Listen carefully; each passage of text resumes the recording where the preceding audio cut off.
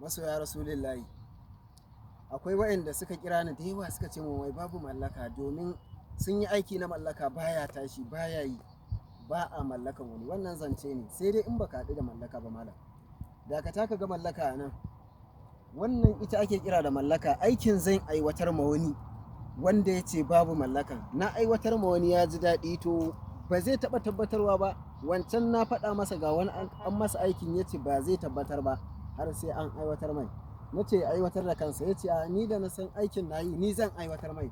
Na ce in ba ka yi ba ni guri, na zo yanzu zan ɗebi wannan sirrin, gashi nan yanzu nan zan ɗau wannan sirrin. Na ce bari in yi muku bidiyo yayin ɗeban sirrin. Kamar yadda kuka sani wannan ganyen tumfafiya ne, gata nan manya da ƙanana.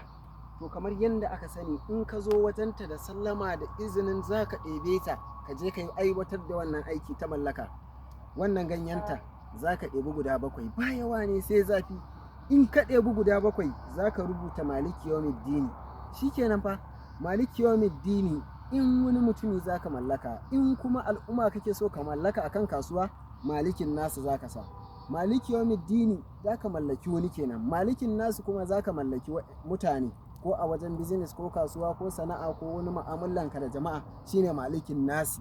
Maliki yawmiddini mallakan wani mutum ɗaya kenan.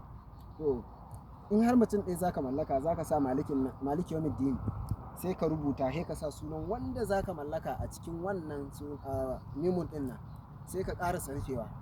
In ka rubuta a jikin guda 7 ɗin, za ka je ka samu garwashi da daddare lokacin da za ka yi aikin, ka tabbatar wanda za ka aiwatar ma aikin ya yi bacci, sai ka zo ka samu garwashinka, ka yi alola, ka yi addu'a, ka faɗa ma Allah bukatanka, sai ka ɗau wannan ganye guda ɗaya, sai ka ɗaura akan garwashi, ka kama karanta maliki yawmiddini, maliki yawmiddini, maliki yawmiddini, maliki yawmiddini, da niyyar za ka mallaki wani.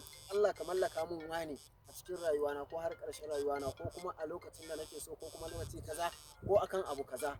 Sai in kana ka ɗaura, kana wannan addu'an maliki yawmiddini, maliki yawmiddini, har sai ya ƙone, zai zama toka. Sai ka sake ɗauko wani, ka sake ɗaurawa, ka sake karanta maliki yawmiddini har sai ya ƙone, ka sake ɗauko wani, kana ɗaurawa har sai ya ƙone.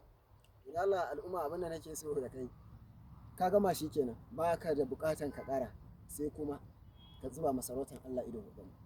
Albarkacin Rasulullahi za ka yi godiya da fatan alkhairi. Haka in jama'a za ka mallaka a ɓangaren babi na kasuwa, haka za ka rubuta malikin nasi, malikin nasi, malikin nasi, shi ma hakan za ka yi. Kana karanta malikin nasi da niyyar Allah jiyo da hankalin al'umma kanka, ka mallaki abokan kasuwancinka, ko abokan nemanka, ko kuma wanda kuke business tare. To da izinin Ubangiji, ba kwandala ka bani na ma wannan sirrin ba, ko na baka, amma albarkacin Rasulullahi za ka yi addu'ar fatan alkhairi. Sirri mai sauki, sai gaggawan biyan bukata daga taskar Allah, ba daga gare mu ba. Muna muku addu'ar fatan alkhairi. Ka yi gudumawa da shi wajen shiya, za ka taimaka wa 'yansu. Albarkacin Rasulullahi muna muku addu'ar fatan alkhairi.